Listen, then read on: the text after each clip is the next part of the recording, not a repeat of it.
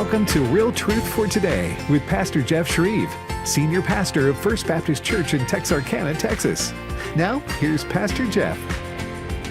Well, good morning and welcome to Real Truth for Today. Pastor Jeff Schreve here. Hope you're having a great morning. Wanted to read to you from Jeremiah chapter 29. It's a message to those who were taken from Jerusalem to Babylon. We call them the exiles. And the message is this: seek the welfare of the city where I have sent you into exile, and pray to the Lord, pray to Yahweh on its behalf, for in its welfare, in its shalom, you will have shalom.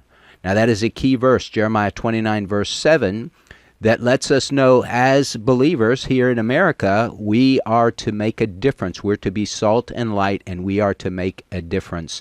Well, we want to talk about America today, and one of my dear and wonderful friends is with us, Bill Federer. Bill Federer, I call him the historian extraordinaire. He's written many, many books. I've never met anybody like Bill that knows so much about such a wide span of history. You can hit Bill with almost any date in world history and American history, and he can tell you what was going on, who are the players, and the specifics. It's just amazing. So, Bill, welcome to the program. Hey, it's great to be with you, Jeff. I appreciate you so much. And so we want to talk about your book. This is now the third program I've had you on talking about this book, The Silence Equals Consent, The Sin of Omission, because there's so much in it. But before we do, we were talking just before we went on the air, you were good friends with Charlie Kirk and have known him a long time. Right. It was 2014, I was speaking in Robinson, Illinois, a small town, and they had a civic center with about 500 people, and I was the main speaker, and there was this warm-up speaker. It was a teenager, 19 years old. He was talking about taking a year off before college to give speeches, and he was so good I couldn't concentrate on my notes, and it was Charlie Kirk. Oh, wow. And we got to be friends, and I've spoken at things around the country with him and Eric Metaxas and Tucker Carlson, and so as the years went on, I had run for Congress back in the year 2000, and then again in 2004, and one of the contributors to my campaign was Foster Friess. He was the nicest Christian billionaire you'd ever meet. And he gave to my campaign, and afterwards he struck up a friendship. And once a year he'd invite me on pheasant hunts out in South Dakota. I mean, I hunted as a kid, but I didn't, but the fun part was sitting around the fireplace, dressed in your hunting clothes and all the macho, about 24 guys. And it was always an eclectic group. Tucker Carlson and Senator Rick Santorum, John Thune was there one time, even Kristi Noem, and Gary Sinise. Kristi Noem's pretty tough, isn't she? Yeah. She was the governor of South Dakota when she came, and Gary Sinise, who was Lieutenant Dan in the Forrest Gump, and he has a veterans organization, and even Ross Perot Jr. was there. He talked about flying around the world in a helicopter and then donating it to the Smithsonian. And so I was, Foster liked me talking history stuff. So I guess that was my little contribution. But a couple times Charlie came. I don't think Charlie actually hunted, but he liked being around the fireplace. And Foster would say, well, Charlie, get up and talk. And he said how he was at 2012 at the Republican National Convention and more or less followed Foster up a couple of flights of stairs and gave him his pitch on engaging young people. And Foster said, I like it, call my office and they'll cut you a check. And that was one of the initial checks to help launch Turning Point USA. Thank God for people with wealth that contribute to godly conservative causes. And a couple of years later, Foster died. And so Charlie and I were at the funeral, and we actually drove for 2 hours together through the Wyoming mountains. And he asked me every history question he could think of, and even asked me one. And I said, I don't know the answer to that. And he goes, I stumped Bill Federer. Oh, wow. What was the question, Bill? Yeah, that's everybody asks me that. Rob McCoy is his pastor, and he asked me to speak at his church, Godspeak Calvary Chapel out in Thousand Oaks, California. Rob was the mayor and the pastor at the same time. And Charlie said, I've never met anybody like you. And Rob McCoy said, I've never met anybody like you, a conservative young person. And, anyway, but I remember flying out there, and my connecting flight lands in Las Vegas, and they canceled the connecting flight. And so I thought, well, I'll get a rent a car. It's Saturday night. There's no more flights before Sunday morning service. And there's no rent a cars. I have to wait till midnight for somebody to return one. Then at 2 o'clock in the morning, I'm driving across the Mojave Desert. I'm the only car on the road, and there's 1,000 stars or million stars. And but I got to church right before it started, a little bit bloodshot eyes, but I was there, met Erica Kirk. They had just gotten engaged. But I just felt like something special was happening. And so we shared the platform together, and we preached. And then Charlie would have me be on his podcast many times. And he would text me, and he's like, "Okay, what about this America founded by the Christian country?" And the kids are asking these questions. I said, "Oh, the easy answer: every one of the 13 original state constitutions required you to be a Christian to hold state office, except for one." And that was Rhode Island, founded by Baptists. And they said if you required someone to be a Christian, they could say they were, even if they weren't, that would be hypocritical. So just vote for the best Christian person you know, right? But here, these were the states that sent delegates to write the U.S. Constitution. And the fear was that the whole world would just pick one denomination per country. So, the German kingdoms were Lutheran, and Switzerland Calvinist, and Scotland Presbyterian, Holland Dutch Reformed, Italy Catholic. And they had this fear that America was going to pick one Christian denomination and make it the national. Most likely Episcopalian, because about two-thirds of the delegates were Episcopal, and about another quarter were Congregational, and then you had a couple Lutherans, one Catholic, a couple Presbyterians, and Dutch Reformed, and Baptists, and so forth. And so it's pretty clear that they were all Christians, just different denominations. And so I would share things like that with Charlie, and he would condense it and say it better than I could in those campus debates and on the TikTok little reels that he would do. And so Rob McCoy and Charlie asked my wife and I to move to Phoenix, that he was starting Turning Point Faith, and wanted me to be a part of the launching of it. And my wife said, we just moved to Florida and I don't want to move anymore. And always wonder what would have happened had we had gone out there. But the next year, they fly me out again, said we're starting Turning Point Education. And you can't say no. This is right up your alley. And so I agreed. We do a weekly video. You can go to turningpointed.com, and look up resources, and it's called How We Got Here. And we've done like 2 years worth, maybe even more than that, of these little short videos going through history and adding all the graphics and all the special effects that young people like, and my wife likes. She goes, it even keeps my attention. And but I remember being at that dinner, and Rob McCoy asked Charlie, what are your plans for the weekend? And Charlie says, oh, I'm going to fast and pray this weekend. I have some big decisions that I need to hear from God on. And I thought, what 26-year-old do you know says my plans for the weekend are fasting and praying?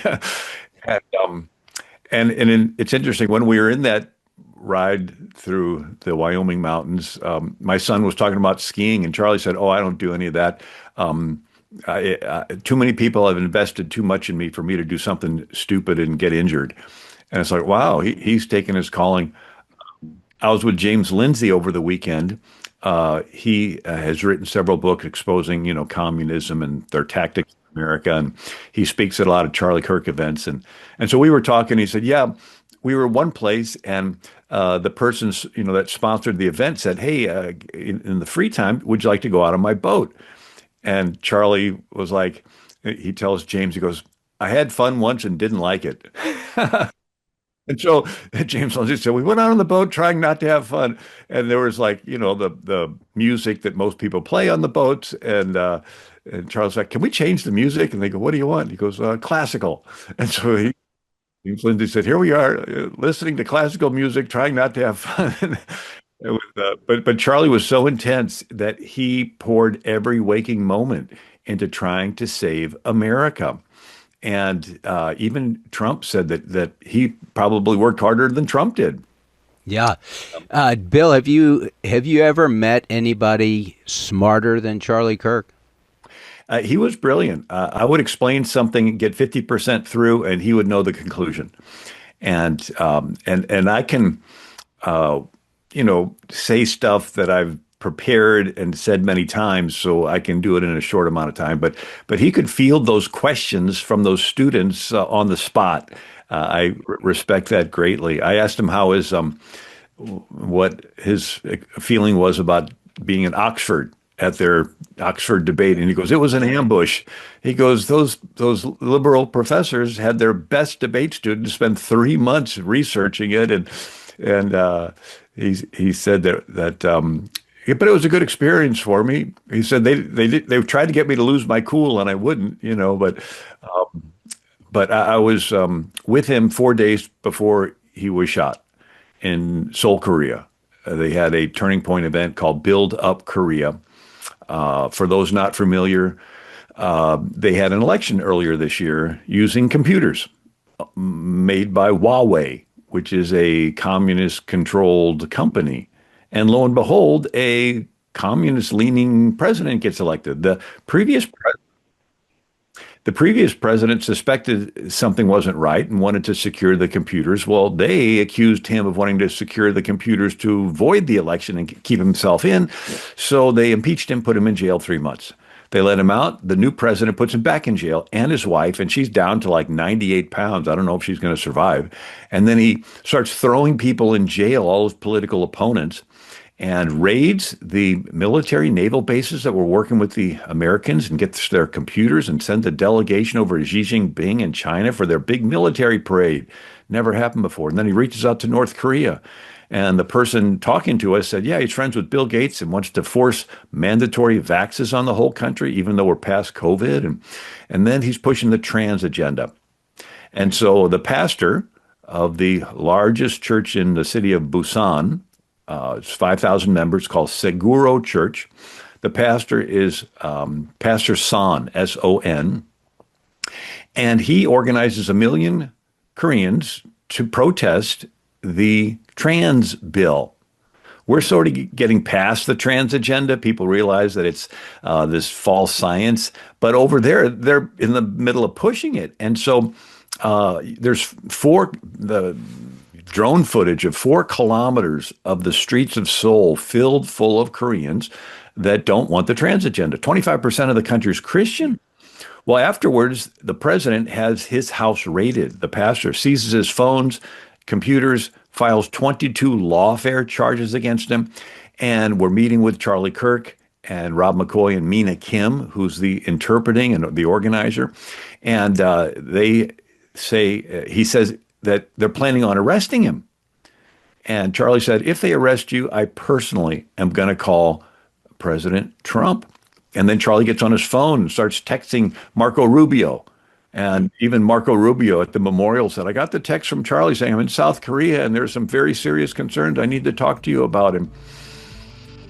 2 days after we left, they arrested that pastor. He is in jail right now.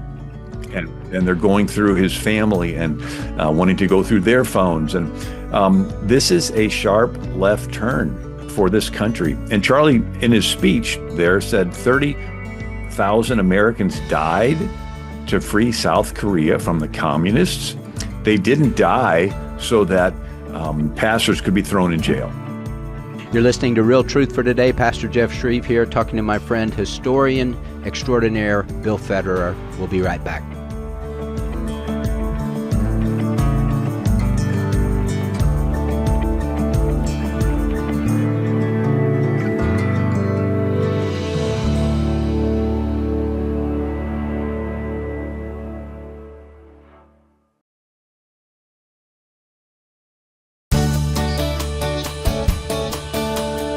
This is Real Truth for Today. Podcasts of the program are available on the podcast page at afr.net. Now, back to Pastor Jeff Schreve.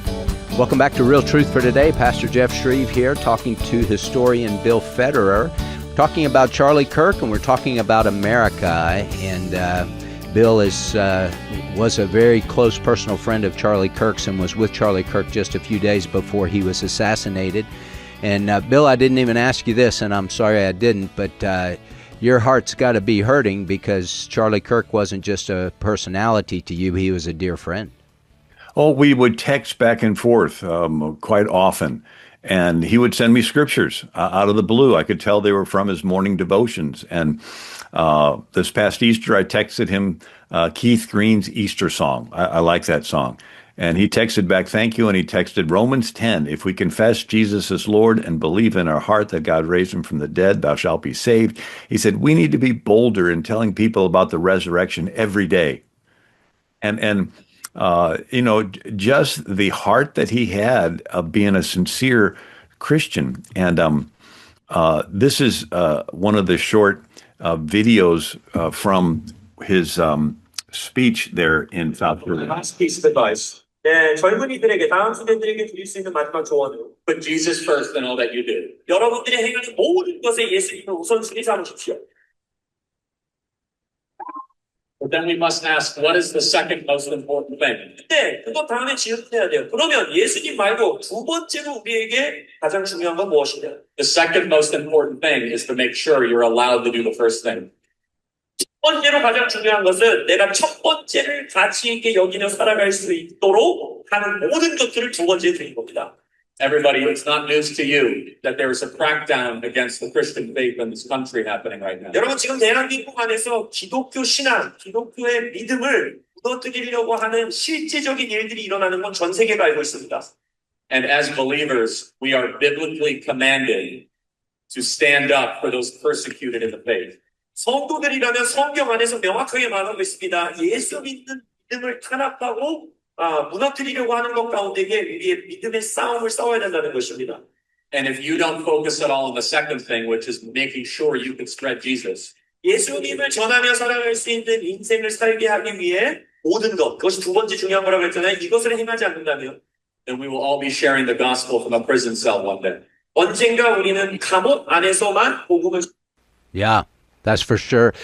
Bill, you told me that, I think at the NRB, about the most important thing, or it's in your book, the most important thing is sharing the gospel. The second most important thing is securing your freedom so you can share the gospel. Yeah, Charlie would grasp these truths and say them so eloquently. And there were other people. Frank Turk was a dear friend of his, and he would coach Charlie on apologetics, and Jack Hibbs and others. I was privileged to be one of those, and it's hard for me to still not think that he's here. Somebody did a little video. It was a young person, and he said, "This is the turning point. Unless a grain of wheat fall to the ground and die, it remains alone. But if it dies, it bears forth abundant fruit." And he said this is referring to Jesus. He died and rose from the dead, and now we're the fruit. But he said, in a way, it refers to Charlie. Instead of there being one Charlie Kirk, we are all now Charlie Kirks. And you see this rise of young people that has not been seen in at least as long as I've been alive. I mean, I remember John F. Kennedy's funeral and the black and white TV. I was just a little kid, and, the coffin and behind the horses, and even, John Paul II's funeral. But this one is different in that the call for young people to get involved in Tucker Carlson was at the memorial service. He said Charlie Kirk was a Christian evangelist. And you had Marco Rubio talking about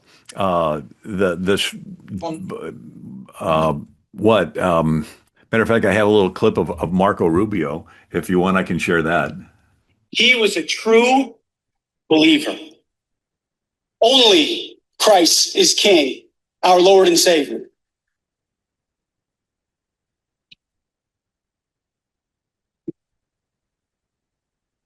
Our sins are washed away by the blood of Jesus. Fear God and fear no man. Well, that was Pete Hegseth.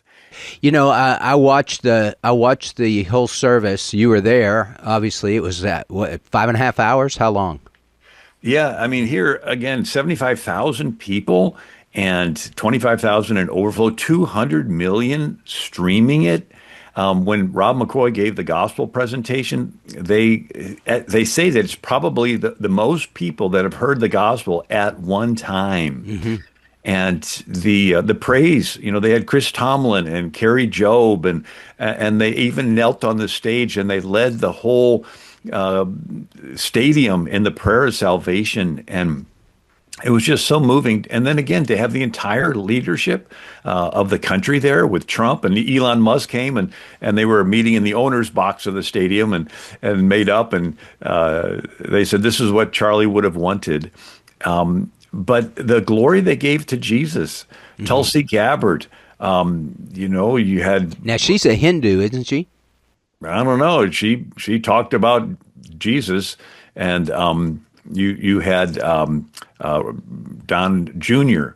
Spoke, and Christy Nome was there, and but it was just moving. And then when they sang the praise songs, but the highlight was when Erica Kirk forgave her husband's killer. It's like everyone expected her to give a moving talk, but she didn't have to do that. And in front of everybody, in front of the world, you just felt like a healing oil that just came. It was so totally unexpected. It just coated the whole stadium, and you felt this go out across the world.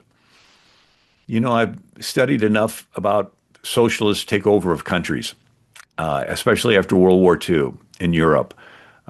They called it color revolutions. They would divide the country in two and then pit the groups against each other. They need a radical left and they need a radical right.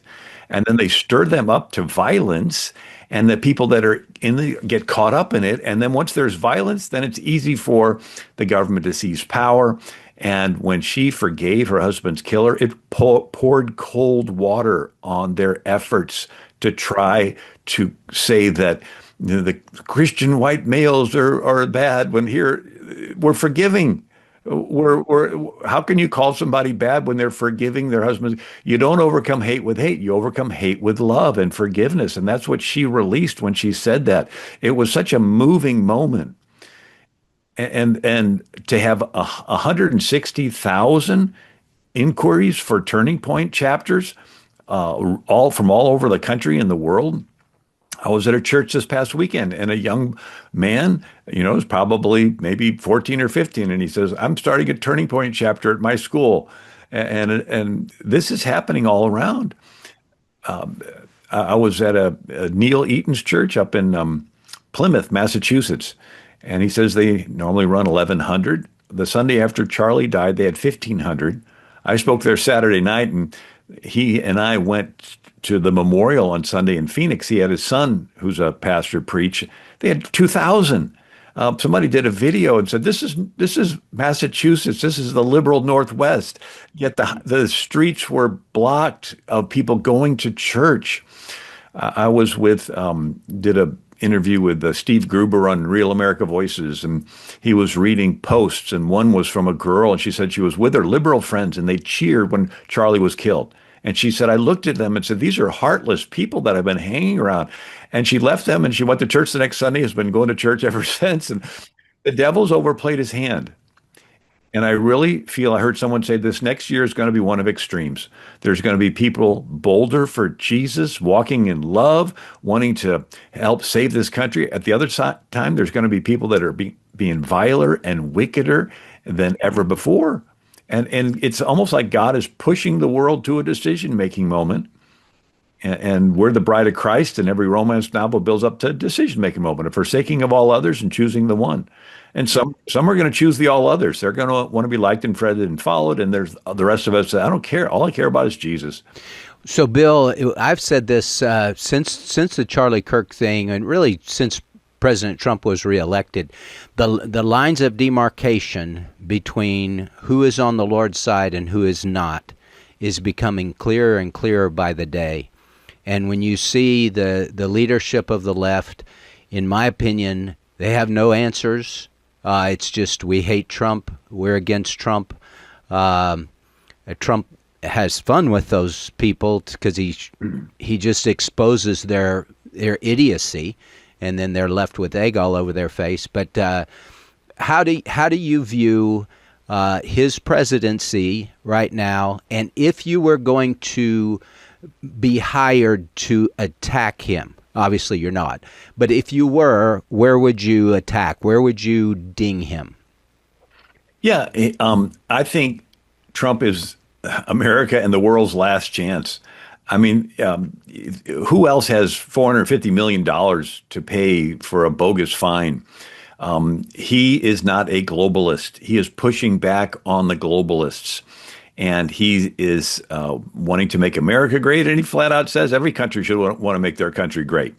But he's not a globalist. And in studying history, you have the Tower of Babel, and God scatters the people and into language groups that turn into nations. But every generation has some king that wants to conquer other nations. And if they didn't die off, any one of them would have been happy to be the Antichrist. And more or less, as the centuries go on, the kingdoms keep getting bigger because with the latest military and technological advancements, kings can kill more people. And at the time of the founding, the King of England was a globalist. The sun never set on the British Empire.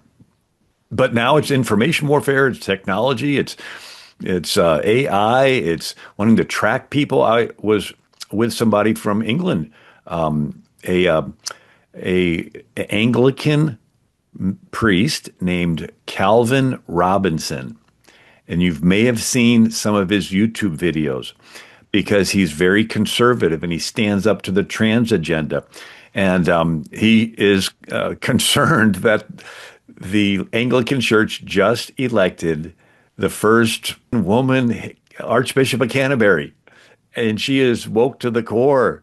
And he's now he left England. He's pastoring in Michigan, and he says, I can't go back. He said, if I go back, they'll arrest me. 16,000 people have been arrested in England simply for liking a post or forwarding a post. That's it. If you say that, gee, maybe some of these immigrants that are raping girls should be stopped, they will come to your house and arrest you in England. He says they're letting rapists and murderers out of jail to make room for people that have liked a post. And so this is when we see that once technology is in the hands of wicked people, they will try to use it to control people. And in America, we have this last chance to preserve our freedoms. And if we lose the midterms, they'll begin impeaching Trump, and this whole agenda will grind to a halt. And if they ever get back in to the presidency, it's going to be they'll not let us up for air. It'll be sort of an end time scenario at that point. But we need to realize that God has given us a chance to repent and turn this country back to you, back to the Lord. One of the speakers at this event I was at this past weekend was Chloe Cole, and she was she was 12 years old, and the school brainwashed her into getting surgery. And for a couple of years, she lived in confusion, and she finally realized that she was lied to. And now she's speaking out on the dangers of this ideology, and that they shouldn't be pushing it on adolescents that are going through a confusing stage anyway.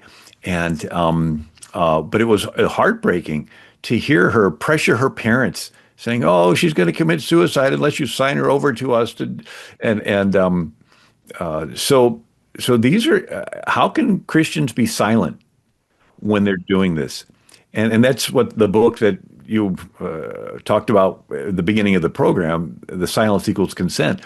In the Bible, Leviticus 20, it says if someone sacrifices a child to Molech and you're silent, the Lord will cut you off. You will be held guilty for their sin. So you have to speak up when there's an injustice. Paul, Acts 22, when they were killing Stephen, he tells the Lord, I stood there silent, consenting to his death. Paul didn't say a word, yet he knew he was guilty for the death of Stephen by being silent. if we're not going to play a good offense, at least let's play a good defense. If the body of Christ is not taken serious, winning the world for Christ, at least don't keep your mouth shut when they want to mutilate a little innocent kid. I mean, these girls they're still. I mean, I have a 10-year-old granddaughter. She still likes to play make believe. They live in an imagination world. They need to be protected. It's a beautiful, innocent time of their lives. They shouldn't be preyed upon by this sexual identity agenda. It's horrible.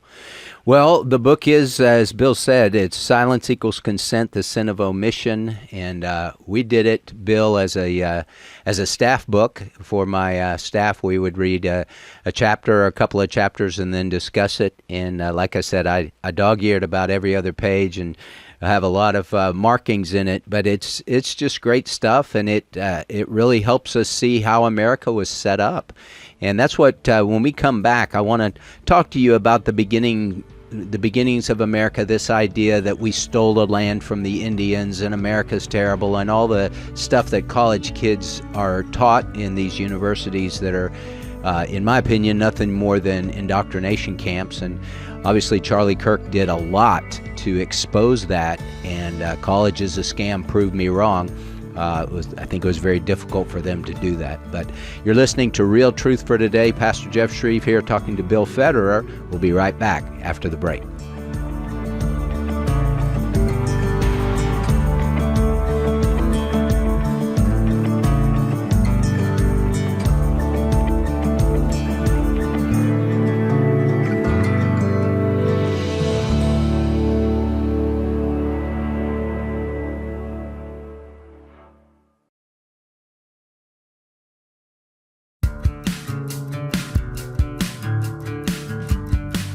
If you'd like to contact Pastor Jeff, email pastorjeff@fromhisheart.org.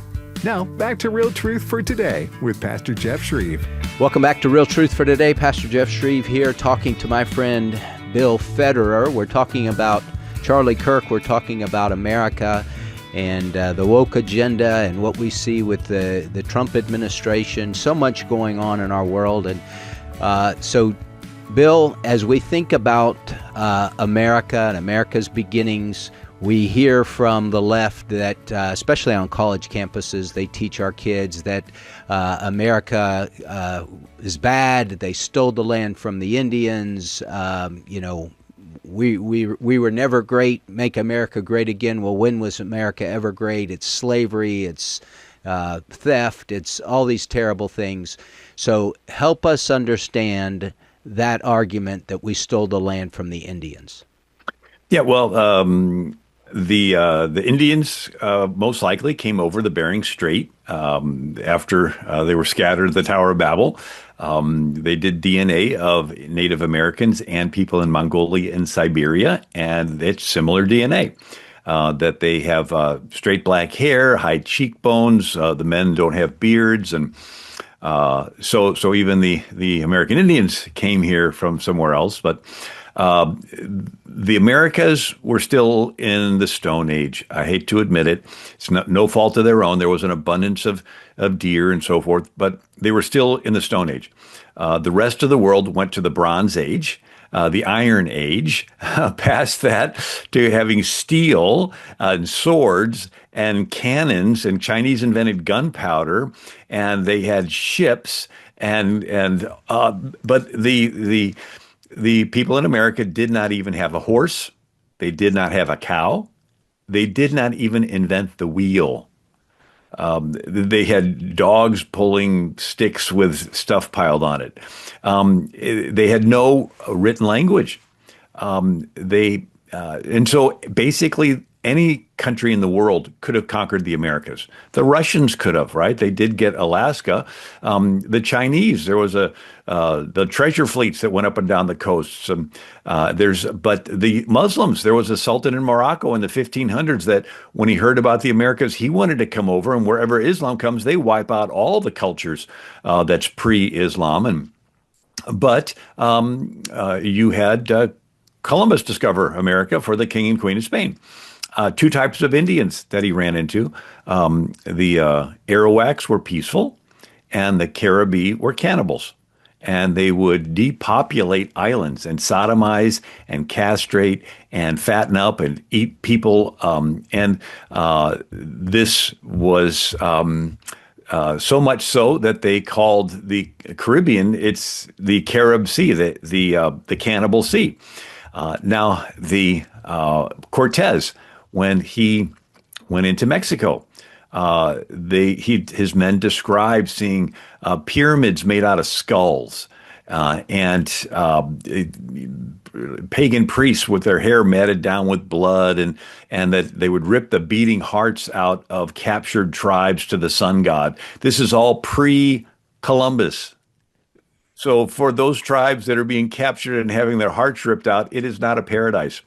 And then for a while, they said, well, those Spanish made that up. Well, in 2017, Reuters published an article, July 1st, Tower of Human Skulls in Mexico casts new light on Aztecs. And it talks about how they were repairing the foundations of some buildings in old downtown Mexico City. And when they got down there, they found a Tower of Human Skulls unearthed beneath the heart of Mexico City, raised new questions on the Aztec Empire, that the crania of women and children surface and hundreds of embedded. In other words, they're women and children. They were not captives in war. These were ritualistically killed people. And so you see this, again, it was not a paradise that Columbus came over and messed up.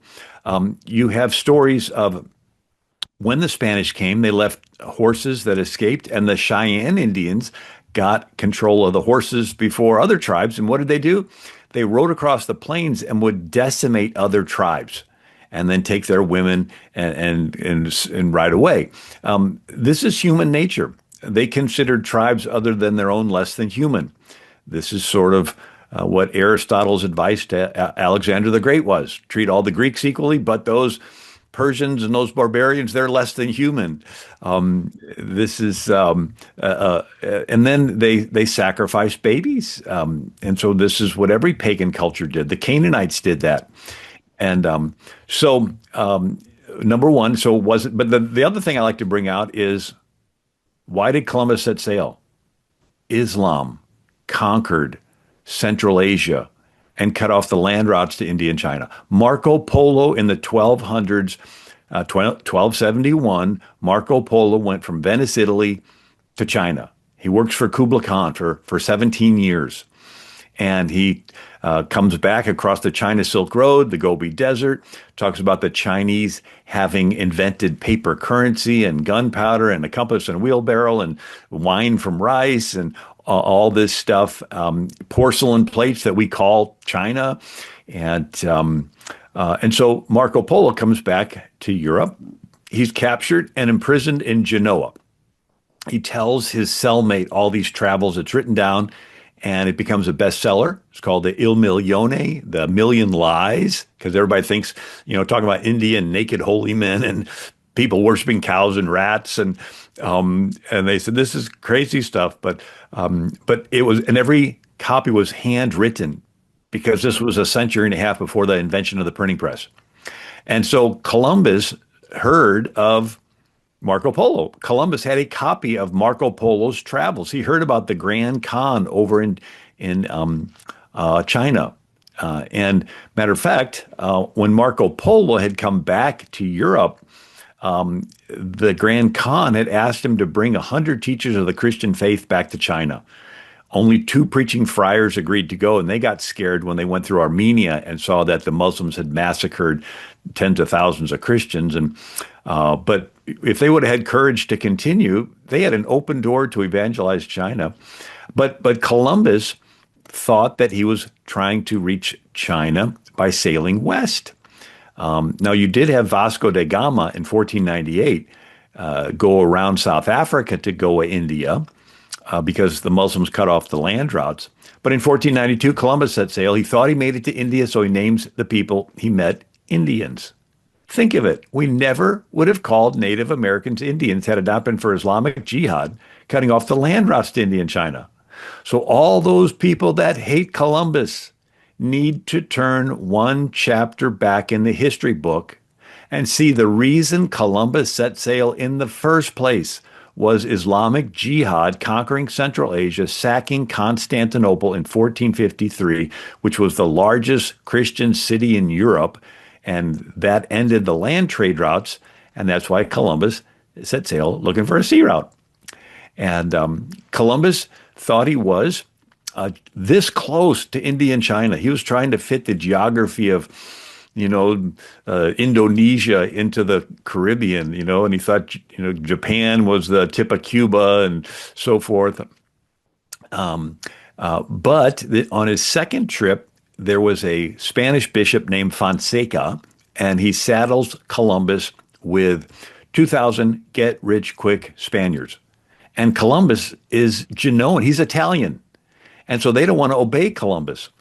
And so they want to mutiny against him. And Columbus lets his brother run the little settlement at Santo Domingo. He goes back to Spain. And when he comes back the third time, he runs into the doldrums, which is the equatorial phenomenon where there's no wind, and finally makes it back. He promises if the wind picks up, he'd name the first island after the Trinity. So he named it Trinidad, and it still has that name to this day. Gets back to Hispaniola and finds that the Spaniards rebelled against the brothers, the Italians. So Columbus, in his depression, writes a letter to the King and Queen of Spain, saying, I'm trying to do the impossible. This isn't like governing Sicily. Here we are, and they don't want to. And so this Bishop Fonseca intercepts the letter, convinces the king and queen that Columbus is inept, sends a replacement governor named Bobadilla who puts Columbus in chains and takes him back to Spain. And then the Spaniards go all up and down. And yeah, they sleep with the women, they get the gold and everything, but it's not Columbus's fault. There was a Catholic priest named Bartolome de las Casas who spends his whole life in the 1500s to get the king and queen of Spain to stop the enslavement of Native Americans. And when he's finally successful, Bartolome de las Casas, the apostle to the Indians, when he's successful, that's when the greedy people decide to bring slaves over from Africa. And so I trace two threads through history, greed and the gospel. You always have people motivated with greed. And they're the ones that take land from Indians, sell people into slavery, grow opium in India and ship it into China. But they're also the ones that vote for candidates they think will help their pocketbook, but they're pushing abortion, right? That cuts through every human heart. Every day we make decisions. Is this going to be a gospel, God-centered decision or selfish, right? Greed.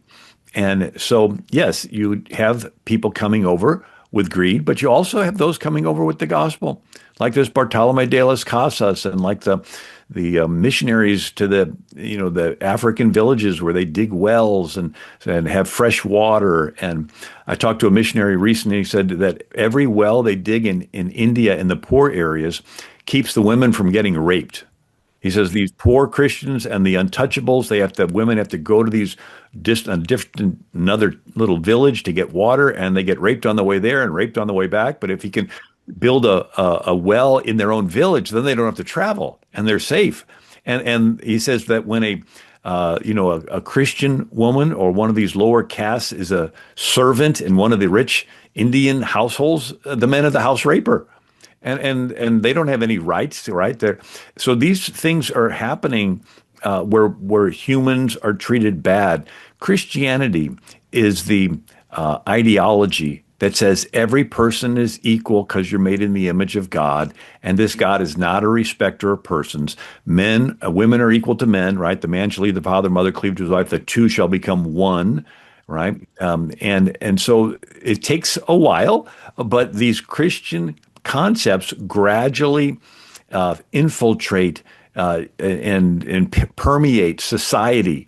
And when they're taught, then society as a whole becomes more tolerant, more freedom. You're nice to people because you're accountable to God. But if you get rid of God and get rid of teaching the Bible, all you have is human greed. Yeah. Yeah, that's good. Okay, Bill, before we run out of time, I want to get your explanation for us on end times, the rise of the Antichrist, and how Islam figures into the globalist plan. Yeah, so Islam is globalist. They want a one world government called a caliphate. The word Islam means submission, submission to the will of Allah. A Muslim is one who has submitted, and they think there will be world peace when the whole world submits to the will of Allah, which means to them, world peace means world Islam. And the globalists have a one world government, so the two of them will work together against Christianity, what's called Western civilization. Why? Because Christianity comes up with this idea of the individual, that you have a worth simply because you're made in the image of God, not because you're a part of royalty or part of a caste or whatever. And so the two of them will work together. Now, there's no honor among thieves. And so once they would succeed, they'll go after each other. It's like the woman rides the beast, and then the beast tears the flesh off the woman. The book of Revelation talks about. And it's like those old gangster bank robber movies where three guys rob a bank and they're dividing up the money, and one guy pulls out a gun and shoots one of the other guys. And the second person is like freaked out, and then he says, well, we'll just divide the money up two ways. And they're dividing the money up two ways, and the guy pulls out the gun and shoots him and keeps all the money. So they'll go after each other, but they'll use each other. So the globalists think they're using Islam to create this division and destabilize the world so they can rush in to bring order but take control. And then the Islamists view these globalists as pawns. And but America is the last. If America was gone, it would be a gang war on a global scale. You have a dictator in Russia and a dictator in North Korea and a dictator in China and a dictator in Iran. And I mean, it's going to be a dictator gang war. America is holding it back, and President Trump is the president of America holding it back. And so that's why it's so important that we realize that the freedoms we have are fragile. Yes, we're enjoying them now, but if the other side gets back in, it could go. One of the things I study is the fall of the Roman Empire, and toward the end, it became a game of rich people, right? Because it takes so much money. Caesar, Crassus, Pompey, and so forth. I see we're running out of time, but the title of the book is "Silence Equals Consent: The Sin of Omission," and my website's AmericanMinute.com. Amen. Bill, thank you so much for being my guest. You're a wealth of information, my friend. It's always a joy to talk to you. And as you would encourage us, and I want to encourage all our listeners, we need to be praying. We need to walk in the light with the Lord. We need to get our lives right so that we can be the salt and light the Lord wants us to be, and so that we can speak up and speak the truth in love. Regardless of the cost, we need to be faithful to the Lord. So go out, shine, and share, and let God use you. God bless you.